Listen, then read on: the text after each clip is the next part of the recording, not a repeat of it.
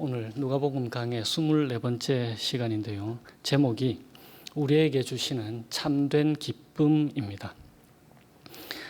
지금까지 우리가 누가복음의 가장 중요한 메시지들 가운데 몇 가지를 함께 나눴는데요. 그 중에 하나님의 가족이 어떠한 사람이 하나님의 가족이 될 것인가, 그리고 하나님의 나라가 어떠한 나라일 것인가, 그리고는 우리가 9장에서 본 것 가장 중요한 메시지 중 하나이지요. 9장 22절에서 23절, 예수님은 반드시 십자가를 지시고 죽음을 당하셔야 하고, 또한 그 주님을 우리가 주라고 따르는 우리는 반드시 예수님처럼 자기를 부인하고 날마다 자기 십자가를 지고 주님을 따라야 한다는 것. 그래서 우리에게 그 반드시가 이루어져야 하는데, 우리의 열심과 능력으로가 아니고 오직 하나님의 열심과 능력으로 우리에게 주시는 그분의 영, 성령을 통하여서만 그 반드시가 이루어지는 것이다 라고 했습니다. 그래서 우리에게 자랑할 것이 전혀 없고 오직 그 모든 것이 하나님의 크신 은혜라는 것을 우리가 함께 나누었습니다. 오늘은 계속해서 이 주제가 어떻게 10장에서 연결되는지를 살펴보고, 그리고 하나님의 은혜의 복음을 함께 나누도록 하겠습니다. 2019년 1월 31일자 퓨 리서치 센터, 그러니까 미국에 있는 그 퓨 리서치 센터에서 설문조사를 한 것을 발표를 했는데요. 26개 나라에서 행복한가, 당신은 행복한가라는 설문조사를 했습니다. 그래서 아주 행복하다고 답한 사람을 종교에 적극적으로 참여하는 사람과 적극적으로 참여하지 않는 사람, 혹은 종교를 갖고 있지 않는 사람, 이 두 그룹으로 나눠서 아주 행복한가라고 하는 답을 하는 사람이 몇 퍼센트인가를 조사를 했는데요. 미국 사람들은 종교에 적극적으로 참여하는 사람, 그러니까 여기서 적극적으로 참여한다는 것은 한 달에 한 번 이상 예배에 참석하는 그런 사람을 얘기합니다. 사실은 뭐 그렇다지 적극적이지 않은 것 같은데, 어쨌든 한 달에 한 번 이상 참여하는 사람 36%가 아주 행복하다고 했고요. 전혀 참여 안 하는 사람은 25%가 아주 행복하다. 그러니까 한 11%포인트가 많죠. 한국은 종교에 적극적으로 참여하는 사람 21%가 아주 행복하다고 했고요. 전혀 참여 안 하는 사람 10%가 아주 행복하다라고 답했습니다. 그러니까 생각보다 아주 행복하다고 하는 사람이 그렇게 많지는 않죠. 특히 한국에서는요. 그런데 여러분들은 아주 행복하십니까? 아주 기쁘신가요?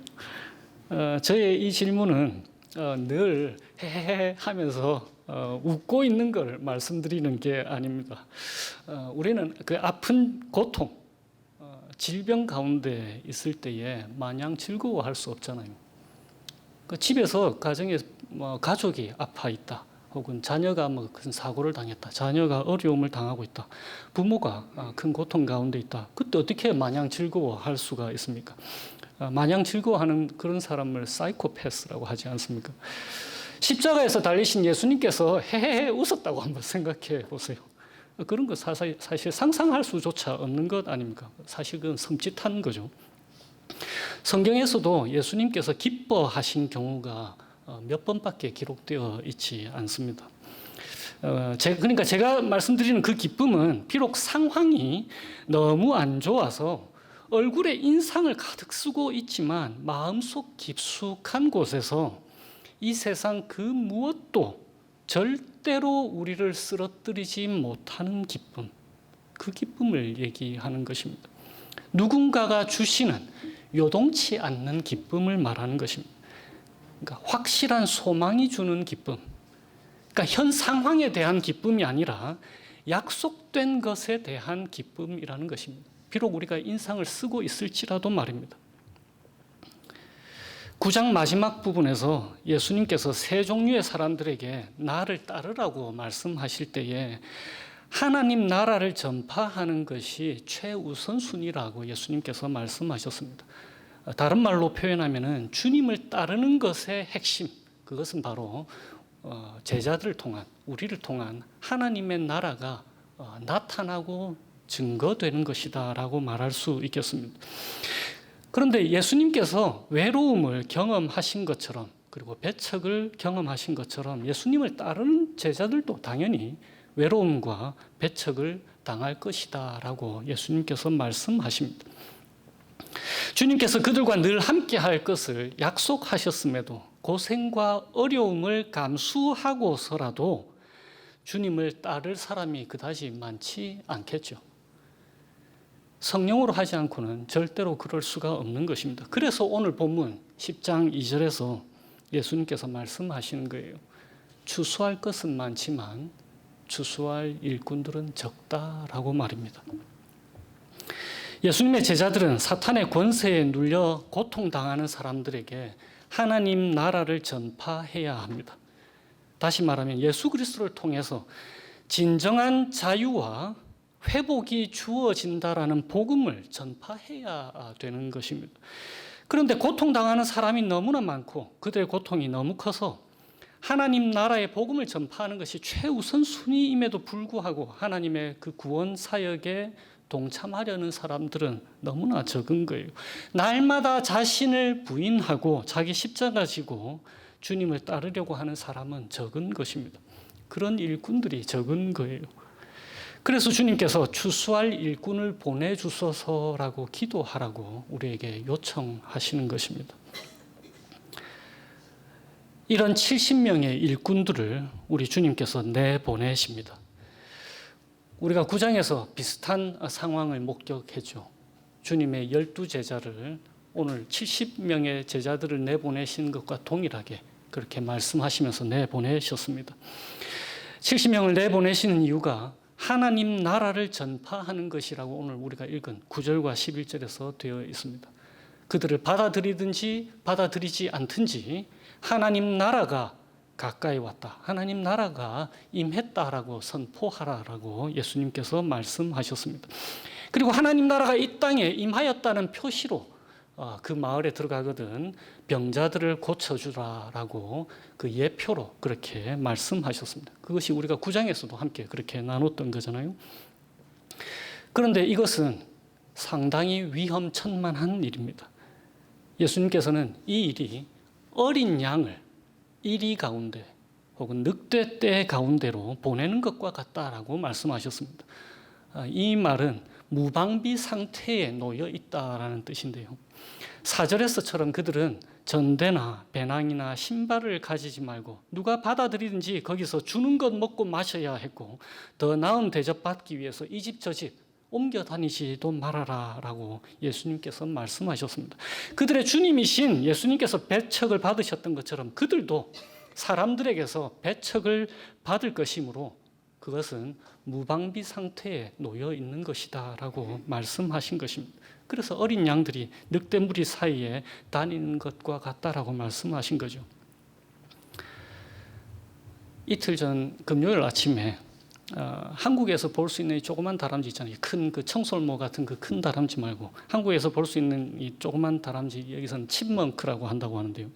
그 칩먼크가 저희 뒷뜰에 이제 돌아다니고 뭐 큰 다람쥐도 있고 토끼도 있는데 금요일 아침에 니모를 아침에 이렇게 밖에 내보내서 뒷뜰에 그 뒷뜰로 나가는 계단 밑에 뭐 비를 피할 수 있는 조그만 공간이 그러니까 개가 피할 수 있는 공간이 있는데요. 그 밑에서 우당탕 소리가 나는 거예요. 그래서 밖을 보니까 니모가 그 다람쥐를 사냥을 해버렸습니다. 어린 양을 이리 가운데 보내는 것이 이런 상황인 거예요. 예수님께서는 주변에 자주 보이는 동물과 식물들을 가리키시면서 비유로 여러 가지를 드셨습니다. 예수님이 미국에서 사역하셨더라면은 지난주에 뭐 여우도 굴이 있고 공중에 나는 새도 보금자리가 있고 이렇게 말씀하실 때에 다람쥐와 토끼를 예로 드시지 않으셨을까 생각됩니다. 혹은 사슴이나 말입니다. 오늘도 어린 양을 이리 가운데로 내보내는 것 대신에 아마 다람쥐나 토끼를 개가 있는 뒷뜰로 내보낸다라고 말씀하셨지 모릅니다. 그러니까 오늘 본문에서처럼 주님 보내시는 곳으로 어디든지 가는 사람들은 날마다 자기를 부인하고 자기 십자가 지고 주님 따르는 사람인 것입니다. 하나님 나라를 위해서 살아가는 하나님의 자녀들이 그렇기 때문에 많지 않을 것입니다. 보내심을 받은 곳이 그리 호락호락한 곳이 아니기 때문입니다. 우리를 잡아먹으려고 달려드는 세상으로 우리는 보내심을 받은 것입니다. 오픈도 선교회가 있는데요. 최근 그 세계 기독교 박해 지수, 그러니까 기독교인들이 얼마나 박해를 많이 받는가, 그 박해 지수 2021년을 발표하면서 세계적인 코로나19 팬데믹이 전 세계에서 최소한 3억 4천만 명의 크리스천들에게 그 상존하던 구조적 차별과 불평등한 대우와 박해를 더욱 심화시켰다라고 발표했습니다. 두 가지 예를 한번 드려볼게요. 그 기사에 나와 있는 거. 크리스천으로서 사회 경제적 차별과 핍박이 심화된 것, 그 중에 예가요. 오픈도어가 긴급 구호로 도운 인도의 10만 명 이상의 크리스천들 중에 80%가 정부의 식량 구호에서 배제된 경험을 했다라고 합니다. 그리스도인이기 때문에 정부에서 주는 구호에서 80%가 제외된 경험을 했다고 합니다. 그리고 사하라 이남 아프리카를 가로지르는 지역에서 폭력 지수가 전년도보다 30%가 높아졌다고 합니다. 그러니까 수백 개의 나이지리아 대부분 크리스천 마을들이 무장한 풀라니족 유목민들에게 점령을 당하거나 약탈을 당했다라고 보고합니다. 이런 극단적인 박해를 받는 우리의 형제 그리스도인들이 참 많이 있는데요. 비록 우리는 이런 박해는 아니라도 미국과 한국에 사는 우리 역시 코로나 시대를 겪으면서 기독교인으로 알게 모르게 배척받는 것이 많이 있을 것입니다. 안타깝게도 우리 그리스도인들의 잘못 때문에 주로 일어나는 게 아닐까 싶은데요. 단적인 예로 유독 미국에서는 한국도 비슷하지 않을까 싶은데 유독 기독교인들이 코로나 백신 거부율이 높다고 하지 않습니까? 그래서 기독교인들은 왠지 이 땅에서 알게 모르게 비상식적이거나 비과학적이라는 인식이 이전보다 더 견고해지지 않았나 하는 염려가 생깁니다. 그래서 우리가 그들에게 믿음을 말할 때에 우리의 믿음조차도 우리의 이성을 통해서는 가질 수 없는 것으로 생각하지 않을까 하는 염려가 생기는 것입니다. 누가복음이 끝나면 창세기를 강해를 할 텐데요. 하나님의 천지창조라는 그 사실도 우스운 일이 되어버리지 않을까 싶은 생각이 듭니다. 이런 것들을 배제하고서라도 우리가 그리스도인이기 때문에 당하는 오해, 그리고 의심의 눈초리, 그리고 알게 모르게 받는 애매한 일들이 여러 가지가 있을 것입니다. 이렇게 위험한 곳으로 우리를 내보내시는 것은 하나님께서 사랑하시는 세상 사람들을 그들의 고통에서 건져내시고자 하는 하나님 아버지의 사랑의 열망이 있기 때문인 것입니다. 그런데 이렇게 내보내시면서 우리 주님은 자기 자신은 안 가고 우리만 위험한 곳에 내보내시는가 이런 생각을 하실 수 있지 않겠습니까? 제자들이 어린 양 같은 존재인 거 다 아시면서, 그리고 세상은 늑대들이 우글거리는 거 아시면서 제자들을 무방비 상태로 그렇게 내보내신단 말이에요. 그런데 오늘 성경이 뭐라고 말씀하십니까?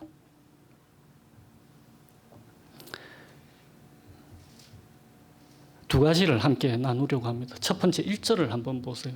1절에 이렇게 되어 있습니다. 친히 가시려는 각 동네와 각 지역으로 둘씩 앞서 보내셨다. 친히 가실 곳으로 제자들을 보내신 것입니다. 예수님도 가실 그곳으로 제자들을 앞서 보내신 거예요. 그래서 하나님 나라가 가까이 왔다라고 말하는 것입니다. 왜냐하면 예수님 자체가 하나님의 나라이시니까요. 그분이 임할 거잖아요, 거기에. 보내심을 받은 곳은 예수님이 가실 곳이고, 더 나아가서 예수님께서 함께 하실 곳인 것입니다. 두 번째로 19절을 한번 보십시오. 내가 너희에게 뱀과 전갈을 밟으며 원수의 모든 능력을 제어할 권능을 주었으니 너희를 해칠 자가 결코 없으리라. 그냥 없다라고 말씀하시지 아니하시고 결코 없다라고. 어쩐 이유에서인지 영어 성경에 영어 성경에는 이 결코라는 단어가 이상하게 빠져 있습니다. 그러니까 헬라어 성경에는 이 결코라는 단어가 있거든요. 영어 성경 NIV 같은 경우에 이것을 빼놨고요. ESV도 빼놨고 몇몇 다른 성경들은 잘 넣어놨어요. 그러니까 by any means 혹은 in no ways 이렇게 NASB나 킹 제임스 버전은 잘 되어 있는데 아무튼 영어 성경을 보시는 분들을 위해서 제가 그렇게 강조를 하는 것입니다. 헬라어 원문에는 결코라는 단어가 있다라는 것을요. 너희가 양들 같겠지만 늑대들이 너희를 결코 해치지 못할 것이다 라는 것입니다. 요한복음 10장에 이렇게 되어 있습니다. 나는 선한 목자라. 선한 목자는 양들을 위하여 목숨을 버리노라. 14절 15절에도 그렇게 되어 있습니다.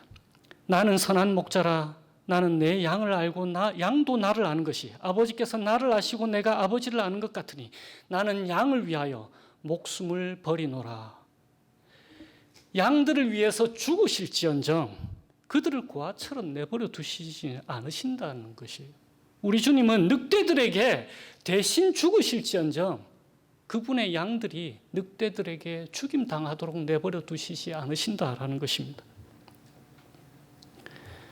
그리고 주님의 보내심을 받은 것이 비록 위험천만한 것이겠지만 그것은 이 세상에서 제자들에게 참된 기쁨이 될 것이라고 예수님이 말씀하십니다. 8절과 9절에 이렇게 되어 있죠. 너희를 영접하는 동네에서는 병자들을 고치고 말하기를 하나님의 나라가 너희에게 가까이 왔다 하라. 그래서 17절에 70인이 기뻐하며 돌아와서 예수님께 말합니다. 주님의 이름이면은 귀신들도 우리에게 항복합더이다. 사탄의 권세가 주님의 이름에 굴복하는 것을 그들을 영접하는 곳, 그 마을에서 경험한 것입니다. 그래서 그들은 기뻐한 것입니다. 사탄이 주님의 이름에 굴복하는 것을 그들이 보내심을 받아서 그렇게 경험한 것입니다. 그런데 이것은 21절에 하나님 나라의 백성인 것이 증명되는 것이다 라고 했습니다. 하나님의 가족인 것이 증명되는 것이기 때문에 기뻐하라라는 것이죠. 하나님과 예수님이 서로를 친밀하게 아는 그 깊은 관계인 것처럼 오늘 22절에 예수님께서는 성자 예수님의 소원대로 계시를 받은 그 주님의 자녀들이 하나님 아버지를 친밀하게 아는 그 깊은 관계 속으로 들어간다라고 말씀하십니다. 그래서 23절에 예수님께서 제자들에게 너희가 보는 것을 보는 눈은 복이 있도다라고 말씀하시는 거예요. 그런데 참으로 놀랍게도 예수님께서는 이러한 제자들의 그 경험들을 보시고는 예수님이 심히 기뻐하였다라고 21절에 말합니다. 성령으로 기뻐하시며, 여기에서 기뻐하신다는 것은 새 번역에서 잘 되어 있는 것처럼 성령으로 기쁨에 차서, NIV에서는 full of joy라고 되어 있습니다. 성령을 통하여서 full of joy, 기쁨에 가득 찬 것을 말씀하시는 것입니다. 예수님이 심히 기뻐하셨다라고 되어 있습니다. 앞에 제가 말씀드린 것처럼 성경에는 예수님이 그렇게 기뻐하셨다라는 게 몇 번 기록이 안 돼 있어요. 그 중에 한 번이 오늘입니다. 머리 둘 곳조차 없으시던 우리 주님께서 심히 기뻐하신 것입니다. 하나님 나라의 모습이 이 땅에 실현된 것, 그리고 예수님을 따르는 제자들에게 하나님의 가족의 모습이 예수님을 통해서 드러난 것을 보시고는 예수님께서 심히 기뻐하셨다라고 기록되어 있는 것입니다. 19절에 내가 너희에게 뱀과 전갈을 밟으며 원수의 모든 능력을 제어할 권능을 주었으니 너희를 해칠 자가 결코 없으리라 라고 말씀하셨습니다. 이 19절, 원수의 모든 능력을 제어할 권능을 주시고는 제자들을 해칠 자가 결코 없는 것, 이것이 가능해진 이유가 무엇입니까? 어떻게 해서 이것이 가능해졌습니까? 어떻게 예수님을 따르는 제자들이 원수를 제어할 모든 권능을 받고 그들을 어느 누구도 해칠 자가 없는 것이 어떻게 그게 가능해졌습니까? 그것은 우리 주님께서 십자가에서 죽으셨기 때문입니다. 우리는 흔히 부활이 사탄의 권세에 대항한 승리다라고 생각을 합니다.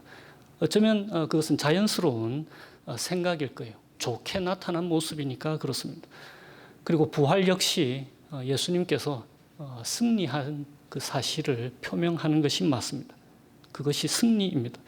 그러나 우리가 흔히 놓치고 있는 것은 십자가가 사실은 승리라는 것을 놓치고 있습니다. 마치 무엇과 같으냐면요, 축구 경기에서 우리나라가 상대국을 이겼을 때 심판이 종료 휘슬을 휙 불 때 그것은 승리가 결정되지 않습니까?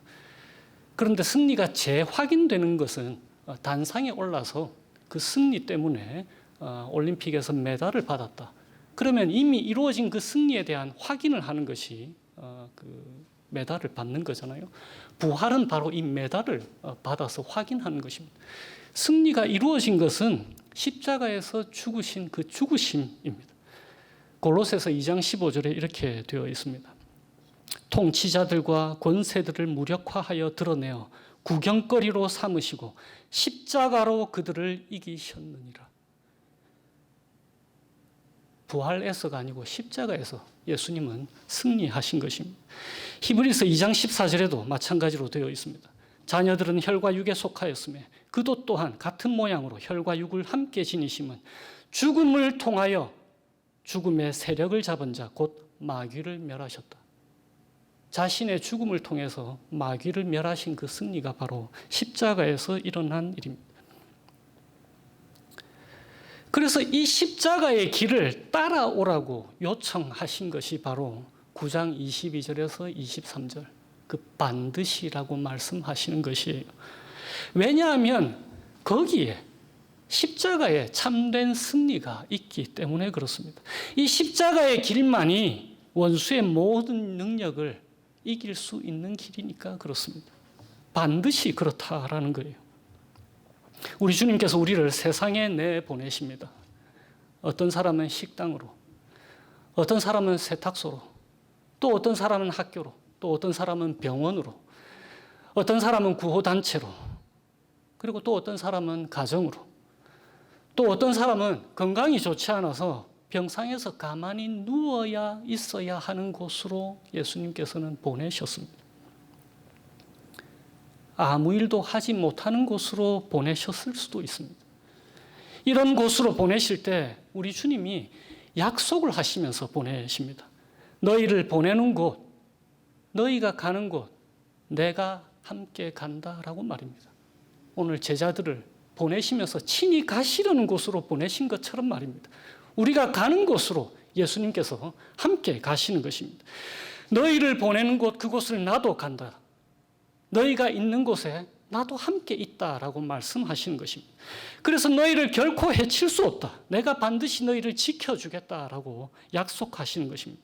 그러면서 우리에게 그분의 영, 그 성령을 우리에게 충만케 해주겠다고 약속하신 것입니다. 우리 주님이 성령으로 심히 기뻐하신 것처럼 우리를 성령으로 충만케 하시고 기뻐하게 하겠다라고 말씀하시는 것입니다. 그래서 우리가 하나님의 가족으로, 하나님 나라의 백성으로, 하나님의 말씀대로 그분을 따라갈 수 있도록 해주시는 거예요. 변화된 삶을 살 수 있도록 그분의 성령께서 우리를 인도해 주시는 것입니다. 예수님 닮은 사람으로 그렇게 회복된 참다운 인간으로 살아갈 수 있도록 해주시는 것입니다. 그것이 하늘나라에 우리의 이름이 기록된 것입니다. 그래서 이것이 바로 우리에게 주시는 참된 기쁨이 되는 것입니다. 우리는 때로 혹은 자주 인상을 쓰며 살게 되는 상황 속에 둘러싸여 있게 될 것입니다. 늑대들이 둘러싸는데 어떻게 헤헤헤 웃으면서 살 수 있겠습니까? 그런데 그런 상황 속에 둘러싸여 있더라도 하나님께서 우리에게 이 기쁨을 주시는 거예요. 그래서 이런 우리를 보시면서 오늘 21절 말씀처럼 예수님께서 성령으로 심히 기뻐하시는데 요한 2서 4절과 요한 3서 4절에 이런 비슷한 말씀이 있습니다. 요한 2서에는요. 너의 자녀들 중에 우리가 아버지께 받은 계명대로 진리를 행하는 자를 내가 보니 심히 기쁘도다. 요한 3서에는요. 내가 내 자녀들이 진리 안에서 행한다 함을 듣는 것보다 더 기쁜 일이 없도다. 이 말씀이 바로 우리 주님이 보냄을 받은 우리를 보내시면서 우리를 향해 가지시는 그러한 기쁨인 것입니다. 그래서 우리를 보내시는 곳이 어디든지 상관없이 하나님의 말씀을 듣고 행할 수 있도록 주님께서 우리와 함께 해 주시는 거예요. 그 기쁨을 우리에게 주시는 것입니다. 그리고 주님도 그런 우리를 보고 심히 기뻐하시는 것입니다. 주님과 함께 한 주를 살아가시면서 이런 참된 기쁨, 주님과 친밀한 교제 가운데서 하나님을 아는 것. 아는 것은 부부 사이가 친밀하게 전인격, 육체까지 함께 하면서 깊이 아는 것을 얘기합니다. 이렇게 주님과 함께 깊이 아는, 그래서 주님을 친한 친구로 그리고 아버지로 신랑으로 생각하시면서 한 주를 살아가게 되시기를 주님의 이름으로 축원드립니다. 기도하시겠습니다.